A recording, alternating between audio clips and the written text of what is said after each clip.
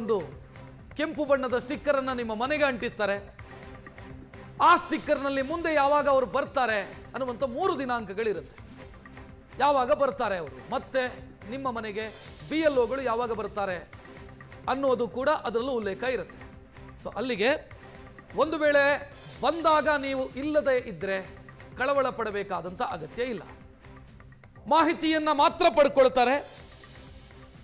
ಈ ಮಾಹಿತಿಯ ಆಧಾರದ ಮೇಲೆ ವೋಟರ್ ID ಉಳಿಯತ್ತಾ ಇಲ್ವಾ ಇದು ಡಿಸೈಡ್ ಆಗುತ್ತೆ. ಪ್ರಮುಖವಾಗಿ ಪಶ್ಚಿಮ ಬಂಗಾಳದ ರೀತಿಯಲ್ಲಿ ಆಗಬಾರದು ಅನ್ನೋ ಕಾರಣಕ್ಕಾಗಿ ಕಾಂಗ್ರೆಸ್ ಸಾಕಷ್ಟು ಮುನ್ನೆಚ್ಚರಿಕೆಯನ್ನು ತೆಗೆದುಕೊಂಡಿದೆ. 2 ಉದಾಹರಣೆಗಳು, ಒಂದು ಪಶ್ಚಿಮ ಬಂಗಾಳ, ಮತ್ತೊಂದು ಕೇರಳ.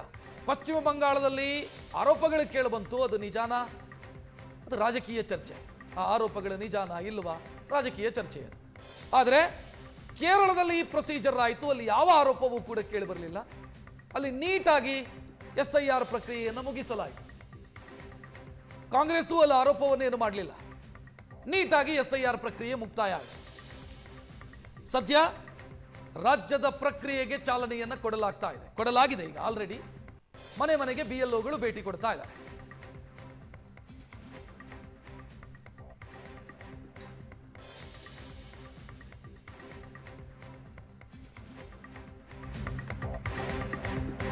ಪಶ್ಚಿಮ ಬಂಗಾಳ ಮತ್ತು ಬಿಹಾರದಲ್ಲಿ ಸರಣಿ ಆರೋಪಗಳಿಗೆ ಕಾರಣ ಆಗಿದ್ದಂಥ ಪ್ರಕ್ರಿಯೆ ಇದು.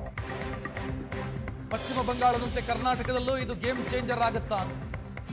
16 ರಾಜ್ಯಗಳ SIR ಮಾಡೋದಕ್ಕೆ ಆಯೋಗ ಮುಂದಾಗಿದೆ, ಕರ್ನಾಟಕ ಸೇರಿ. ರಾಜಧಾನಿ ಬೆಂಗಳೂರು ಈ SIR ಪ್ರಕ್ರಿಯೆಯ ಸಂದರ್ಭದಲ್ಲಿ ದೊಡ್ಡ ಮಟ್ಟದ ಪರಿಣಾಮವನ್ನು ಬೀರಬಹುದಾದಂಥ ಜಾಗ. ಕಾರಣ ಯಾಕೆ ಅಂತಂದ್ರೆ, ರಾಜಧಾನಿ ಬೆಂಗಳೂರಿನ ವೋಟರ್ಸು ಅಂತ ನಾವು ತೆಗೆದುಕೊಂಡ್ರೆ, ಇಲ್ಲಿ ಪ್ರತಿ ಬಾರಿ ಎಲೆಕ್ಷನ್ ಆದಾಗ ನಾವು ಮಾತನಾಡ್ತೀವಿ, ಬೆಂಗಳೂರಲ್ಲಿ ವೋಟ್ ಆಗಿಲ್ಲ, ಕಡಿಮೆ ಜನ ವೋಟ್ ಮಾಡಿದ್ರು. ಯಾಕಾಗಿಲ್ಲ ಅಂತಂದ್ರೆ, 2 ವೋಟರ್ ID ಇರುವಂತ ಕಾರಣಕ್ಕಾಗಿ. ಊರಲ್ಲೊಂದು ವೋಟು, ಇಲ್ಲೊಂದು ವೋಟು, ಈ ರೀತಿ ಇಟ್ಕೊಂಡಿರ್ತಾರೆ. ಮತದಾನ ಬಂದಾಗ ಊರಿಗೆ ಹೋಗ್ತಾರೆ. ಬೆಂಗಳೂರಲ್ಲಿ ಪರ್ಸೆಂಟೇಜ್ ಕಡಿಮೆ ಆಗುತ್ತೆ, ಡ್ರಾಪ್ ಆಗುತ್ತೆ. ತಮಿಳುನಾಡಿನ ಮತದಾರರು ಬೆಂಗಳೂರಲ್ಲಿ ಗುರುತಿಸಿಕೊಂಡಿದ್ದಾರೆ, ಅಥವಾ ಬೆಂಗಳೂರಲ್ಲಿ ವೋಟರ್ ID ಹೊಂದಿದ್ದಾರೆ. ಕೇರಳದವರು ಬೆಂಗಳೂರಲ್ಲಿ ವೋಟರ್ ID ಹೊಂದಿದ್ದಾರೆ. ಈ ರೀತಿ ವಲಸಿಗರು ಅಲ್ಲಲ್ಲಿ ವೋಟರ್ IDಗಳನ್ನು ಹೊಂದಿರ್ತಾರೆ.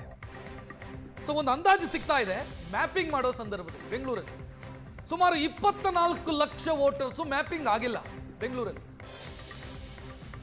ಸೊ ಇದೊಂದು ಅಂದಾಜು ಸಿಗ್ತಾ ಇದೆ, ಯಾವ ಪ್ರಮಾಣದಲ್ಲಿ ನಕಲಿ ವೋಟರ್ಸು, ಡೂಪ್ಲಿಕೇಟ್ ವೋಟರ್ಸು, ಮೃತಪಟ್ಟವರು ಪಟ್ಟಿಯಲ್ಲಿ ಈ ರೀತಿ ಇದ್ರು ಅಂತ. ನಿಮಗೆ ನೆನಪಿರಬಹುದು, ಹೆಬ್ಬಾಳದಂತ ವಿಧಾನಸಭಾ ಕ್ಷೇತ್ರದಲ್ಲಿ ಬಹಳ ಕಡಿಮೆ ವೋಟಿಂಗ್ ಆಗಿತ್ತು. ಬೆಂಗಳೂರಿನ ಆಲ್ಮೋಸ್ಟ್ ಎಲ್ಲ ವಿಧಾನಸಭಾ ಕ್ಷೇತ್ರದಲ್ಲಿ ಅದೇ ಸ್ಥಿತಿ ಇದೆ. ಹೆಬ್ಬಾಳ ಅಂತೂ ಲೀಸ್ಟ್ ಇತ್ತು ಕಳೆದ ಬಾರಿ, ಅತ್ಯಂತ ಕಡಿಮೆ. ಇದೆಲ್ಲದಕ್ಕೆ ಕಾರಣ ಆಗಿದ್ದು ಮತಪಟ್ಟಿಯಲ್ಲಿರುವಂಥ ಸಮಸ್ಯೆಗಳು. ಸೊ ಈಗ ಅದನ್ನು ಕ್ಲೀನ್ ಮಾಡೋದಕ್ಕೆ ಹೊರಟಿದೆ ಚುನಾವಣಾ ಆಯೋಗ.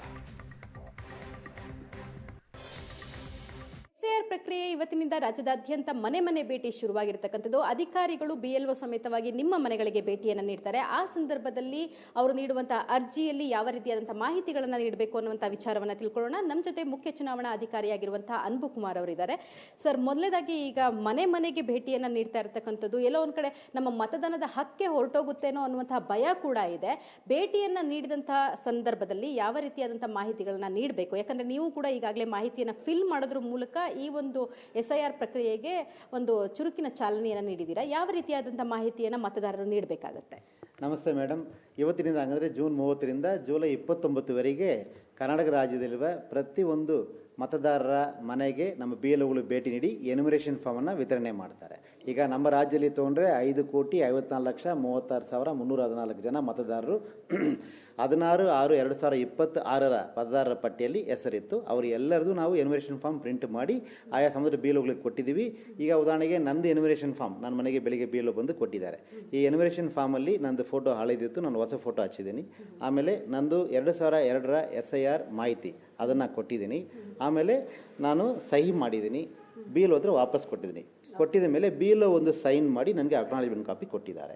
ಸೊ ಈ ರೀತಿ ಮತದಾರರು ನಾವು ವಿನಂತಿ ಮಾಡೋದು ಇಷ್ಟೇ, ಈ ಸಂದರ್ಭದಲ್ಲಿ ಯಾವುದೇ ದಾಖಲಾತಿ ತಾವು ಕೊಡಬೇಕಿಲ್ಲ BLOಗೆ. BLO ಯಾವ ದಾಖಲಾತಿ ತಗೊಳ್ಳೋದು ಇಲ್ಲ. ತಾವು ಎನ್ಯುಮರೇಷನ್ ಫಾರ್ಮನ್ನು ತಮ್ಮದು ಫೋಟೋ ಹಳೆದಿದ್ದರೆ ದಯವಿಟ್ಟು ಹೊಸ ಫೋಟೋ ಹಾಕಿ ಕೊಡಿ. ಆಮೇಲೆ ಫಿಲ್ ಮಾಡಿ 2002 ಮತದಾರರ ಪಟ್ಟಿಯಲ್ಲಿ SIR ಲಾಸ್ಟ್ SIRಲ್ಲಿ ತಮ್ಮದು ಹೆಸರಿದ್ದರೆ ತಮ್ಮ ಹೆಸರು ಇಲ್ಲಿ ಹಾಕ್ಬೋದು, ಅಥವಾ ತಮ್ಮದು ಹೆಸರು ಇಲ್ಲ ಅಂದರೆ ತಮ್ಮ ತಂದೆ ತಾಯಿ ಅಜ್ಜ ಅಜ್ಜಿ ಯಾರ್ದು ಹೆಸರಿದೆ ಅದನ್ನು ಈ ಕಡೆ ಹಾಕ್ಬೋದು. ಹಾಕ್ಬಿಟ್ಟು ತಮ್ಮ ಮಾಹಿತಿನ ಫಿಲ್ ಮಾಡಿಬಿಟ್ಟು ಸೈನ್ ಮಾಡಿ BLO ಹತ್ರ ವಾಪಸ್ ಕೊಡಿ ವಿನಂತಿ ಮಾಡ್ತೀನಿ. ಜನಕ್ಕೆ ಒಂದು ಕನ್ಫ್ಯೂಷನ್ ಇದೆ ಸರ್, ಏನಂತಂದ್ರೆ BLOಗಳು ಬಂದಂಥ ಸಂದರ್ಭದಲ್ಲಿ ನಾವು ಎಪಿಕ್ ಕಾರ್ಡ್ನ ತೋರಿಸ್ಬೇಕಾಗುತ್ತೆ, ಅಂದರೆ ಮತದಾರರ ಗುರುತಿನ ಚೀಟಿಯನ್ನು ತೋರಿಸ್ಬೇಕು, ಅಥವಾ ನಮ್ಮ ಒಂದು ವೋಟರ್ ID ಕಾರ್ಡ್ನ ತೋರಿಸ್ಬೇಕು, ಜೊತೆಯಲ್ಲಿ ಆಧಾರ್ ಕಾರ್ಡ್ನ ತೋರಿಸ್ಬೇಕು. ಈ ರೀತಿಯಾದಂಥ ಒಂದಷ್ಟು ಕನ್ಫ್ಯೂಷನ್ಗಳಿದೆ, ಹೌದಾ? ಈ ಹಂತದಲ್ಲಿ ಮತದಾರ ಯಾವುದೇ ಮಾಹಿತಿ ಕೊಡಬೇಕಿಲ್ಲ, ಯಾಕಂದರೆ ಇದು ಪ್ರೀ ಫಿಲ್ಡ್ ಫಾರ್ಮ್ ಇರ್ತದೆ. ಮತದಾರರ ಹೆಸರು, ಮತದಾರ ಸಂಬಂಧಪಟ್ಟ ಅಡ್ರೆಸ್ಸು, ಅವ್ರದ್ದು ಯಾವ ಪೋಲಿಂಗ್ ಸ್ಟೇಷನ್, ಯಾವ ಪಾರ್ಟ್ ನಂಬರ್ ಮತ್ತು ಅವ್ರದ್ದು ಫೋಟೋ, ಇದೆಲ್ಲನೂ ಈಗ ನಾವೇ ಪ್ರಿಂಟ್ ಮಾಡಿ ಕಳಿಸ್ತಾ ಇರ್ತೀವಿ. ಇದರಲ್ಲಿ QR ಕೋಡ್ ಇರ್ತದೆ. ಈ QR code is unique to every individual, ಅಂದರೆ ಪ್ರತಿಯೊಂದು ಮತದಾರರಿಗೂ ಸೆಪರೇಟ್ QR ಕೋಡ್ ಇರ್ತದೆ. ಇದರಿಂದ BLO ಅವರ ಫಾರ್ಮನ್ನು ಅಪ್ಡೇಟ್ ಮಾಡೋಕ್ಕಾಗ್ತದೆ, ಡೂಪ್ಲಿಕೇಟ್ ಮಾಡಲಿಕ್ಕೆ ಆಗೋದಿಲ್ಲ. ಸೊ ಇಷ್ಟು ವಿಷಯ ಮಾಡಿನೇ ನಾವು ಫಾರ್ಮನ್ನು ಕಳಿಸ್ತಾ ಇದ್ದೀವಿ. ಅದರಿಂದ ಈ ಹಂತದಲ್ಲಿ ಹಂಗಂದರೆ enumeration phase house to house visit ಮಾಡೋ ಸಂದರ್ಭಗಳಲ್ಲಿ BLO ಹತ್ರ ತಾವು ಯಾವುದು ದಾಖಲಾತಿ ಕೊಡಬೇಕಾದ ಅಗತ್ಯ ಇರುವುದಿಲ್ಲ. ಕ್ಯಾಮ್ರಾ ಪರ್ಸನ್ ಸತ್ಯ ಜೊತೆ ರಕ್ಷಾ, ಏಷ್ಯಾನೆಟ್ ಸುವರ್ಣ ನ್ಯೂಸ್, ಬೆಂಗಳೂರು. ಅನ್ಬುಕುಮಾರ್ ಅವರು ಮಾತನಾಡಿದ್ದನ್ನು ನೋಡಿದ್ರಿ. ಪ್ರೊಸೀಜರನ್ನು ಅವರು ಸುಲಭವಾಗಿ ವಿವರಿಸಿದ್ರು, ಹೇಗಿರುತ್ತೆ, ಆತಂಕ ಪಡಬೇಕಾದಂಥ ಅಗತ್ಯ ಇಲ್ಲ. ನಿನ್ನೆ ಮುಖ್ಯಮಂತ್ರಿ DK ಶಿವಕುಮಾರ್ ಸ್ಪಷ್ಟ ಮಾತುಗಳಲ್ಲಿ ಹೇಳಿದರು, ವೋಟರ್ ಲಿಸ್ಟಲ್ಲಿ ನಿಮ್ಮ ಹೆಸರಿದ್ರೆ ಮಾತ್ರ ಸವಲತ್ತು, ಇಲ್ಲ ಅಂತಾದ್ರೆ ಇಲ್ಲ. ಇದು ಎಚ್ಚರಿಕೆನೋ ಬೆದರಿಕೆನೋ, ಅಥವಾ ಎಲ್ಲರೂ ಮಾಹಿತಿಯನ್ನು ಕೊಡಲಿ ಅನ್ನುವಂಥ ಸದುದ್ದೇಶದಿಂದ, SIR ಪ್ರಕ್ರಿಯೆ ನೀಟಾಗಿ ಆಗಲಿ ಅನ್ನುವಂಥ ಸದುದ್ದೇಶದಿಂದ ಮಾತನಾಡಿದ್ರು ಗೊತ್ತಿಲ್ಲ. ಬಟ್ ಒಂದು ಬೆದರಿಕೆಯ ಧ್ವನಿ ಇತ್ತು ಅದರಲ್ಲಿ. ಗ್ಯಾರಂಟಿ ನಿಲ್ಲಿಸ್ತೀವಿ, ಯಾರ್ದು ವೋಟರ್ ಐಡಿಯಲ್ಲಿ ವೋಟರ್ ಲಿಸ್ಟಲ್ಲಿ ಹೆಸರಿಲ್ಲೋ ಅವರಿಗೆ ಗ್ಯಾರಂಟಿ ಬರಲ್ಲ, ಸಾಮಾಜಿಕ ಪಿಂಚಣಿಗಳು ಬರಲ್ಲ, ಸರ್ಕಾರದಿಂದ ಬರುವಂಥ ಯಾವ ಸವಲತ್ತುಗಳು ಕೂಡ ಬರೋದಿಲ್ಲ ಅನ್ನುವಂಥ ಎಚ್ಚರಿಕೆಯನ್ನು ಮುಖ್ಯಮಂತ್ರಿ ಸ್ಪಷ್ಟವಾಗಿ ಕೊಟ್ಟಿದ್ದಾರೆ. ಅಲ್ಲಿಗೆ ಈ ಪ್ರೊಸೀಜರ್ನ ಮಹತ್ವ ಏನು ಅನ್ನೋದು ನಿಮಗೆ ಅಂದಾಜಾಗಿರುತ್ತೆ.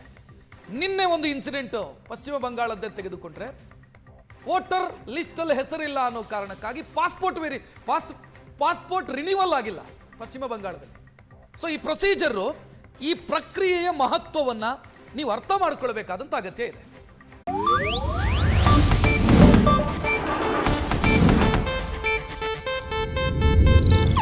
ಇದು ಏಷ್ಯಾನೆಟ್ ನ್ಯೂಸ್ ನೆಟ್ವರ್ಕ್ ಪ್ರಸ್ತುತಿ.